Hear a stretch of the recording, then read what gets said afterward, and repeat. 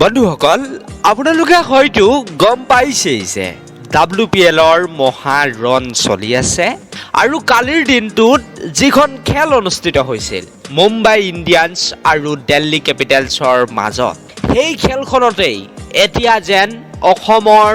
জিন্তিমণি কলিতাক অপমান কৰিছে বুলি ক'ব লাগিব আৰু খেলুৱৈগৰাকীক কিয় অপমান কৰিলে লগতে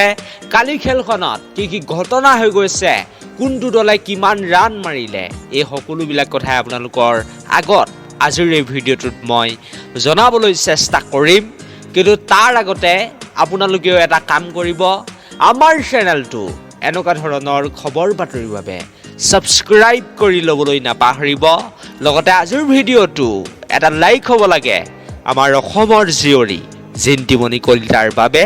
তেনেহ'লে বলক আমি বেছি কথা নাপাতো আজিৰ ভিডিঅ'টো আৰম্ভ কৰোঁ বন্ধুসকল কালি সন্ধিয়া 7:30 পৰা মুম্বাই ইণ্ডিয়ান্স আৰু দিল্লী কেপিটেলছৰ মাজত এখন মহা ৰন অনুষ্ঠিত হয় আৰু খেলখনত প্ৰথমতে দিল্লী কেপিটেলছৰ অধিনায়ক মেকলাৰ্নিঙে টছত জয়লাভ কৰে আৰু টছত জিকি খেলুৱৈগৰাকীয়ে বেটিং কৰাৰ সিদ্ধান্ত গ্ৰহণ কৰে আৰু বেটিং কৰাৰ সিদ্ধান্তটো এটা ভুল সিদ্ধান্ত বুলি মই ক'ম তাৰ পাছতে দিল্লী কেপিটেলছৰ হৈ প্ৰথমতে অপেনিং কৰিবলৈ আহে দলৰ অধিনায়ক মেকলাৰ্নিং আৰু শেফালী বৰ্মাই দুয়োগৰাকী খেলুৱৈ আহে কিন্তু এটা সুন্দৰ আৰম্ভণি দিবলৈ সক্ষম নহ'ল আৰু শেফালী বৰ্মাই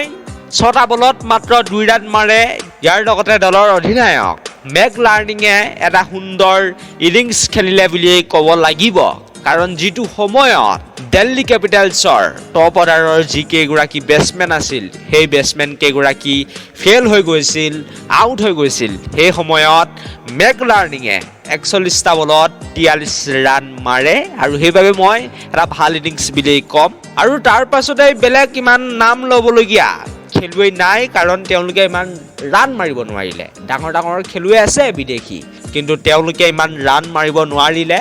আৰু জেমিমা ৰড্ৰিগছে অকমান পাছৰ ফালে আহি ভাল খেলিছিল জেমিমা ৰড্ৰিগছে 18টা বলত 25 ৰান মাৰে তাৰ পাছতে একেবাৰে শেষৰ ফালে আহি ৰাধা যাদৱে 9টা বলত 10 ৰান মাৰে আৰু দিল্লী কেপিটেলছৰ দলটি 18 অভাৰতে অল আউট হয় আৰু তেওঁলোকে ৰান সংগ্ৰহ কৰে 105 ৰান আৰু মুম্বাই ইণ্ডিয়ান্সৰ হৈ কোনে কোনে কেইটা উইকেট পালে সেইটো আপোনালোকক মই অলপ দেখাই দিব বিচাৰিছো আৰু মুম্বাই ইণ্ডিয়ান্সৰ হৈ কালিৰ দিনটোত চাইকা ইছাকে 4 অভাৰত মাত্ৰ 13 ৰান দি 3টাকৈ উইকেট লাভ কৰিবলৈ সক্ষম হৈছে ইয়াৰ লগতে ইচি ৱাঙেও মাত্ৰ 4 অভাৰত 10 ৰান দি 3টাকৈ উইকেট লাভ কৰিবলৈ সক্ষম হৈছে তাৰ পাছতে পূজা ভাষ্টেকাৰে এটা উইকেট লাভ কৰে ইয়াৰ পাছতেই হেলি মেথুৱেছেও 4 অভাৰত মাত্ৰ 19 ৰান দি 3টাকৈ উইকেট দখল কৰিবলৈ সক্ষম হৈছে কিন্তু আপোনালোকে ইয়াত দেখা পাইছে যে কালিৰ দিনটোত আমাৰ অসমৰ জিন্তিমণি কলিতাক 1 অভাৰো বল মাৰিবলৈ নিদিলে আৰু এগৰাকী যেতিয়া বলিং অলৰাউণ্ডাৰক এখন খেল খেলোৱা হয় তেতিয়া তেখেতক সাধাৰণতে বল মাৰিবলৈ দিব লাগে কিন্তু কালিৰ দিনটোত মুম্বাই ইণ্ডিয়ান্স দলৰ অধিনায়ক হৰমনপ্ৰীত কৰে সেইটো নকৰিলে অসমৰ জিন্তিমণি কলিতাক 1 অভাৰো বল মাৰিবলৈ নিদিলে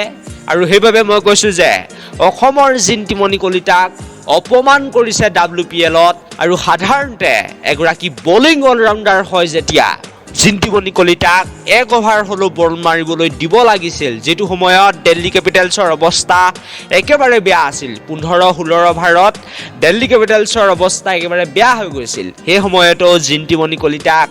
1 অভাৰ হলো বল মাৰিবলৈ দিব পাৰিলে হয় কিন্তু নিদিলে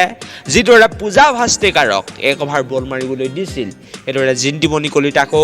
1 অভাৰ বল মাৰিবলৈ দিব লাগিছিল কিন্তু নিদিলে কেৱল মাথো ফিল্ডিঙে কৰাই থাকিলে আৰু কালিৰ দিনটোত জিন্তিমণি কলিতাই সুন্দৰ ফিল্ডিং কৰিছে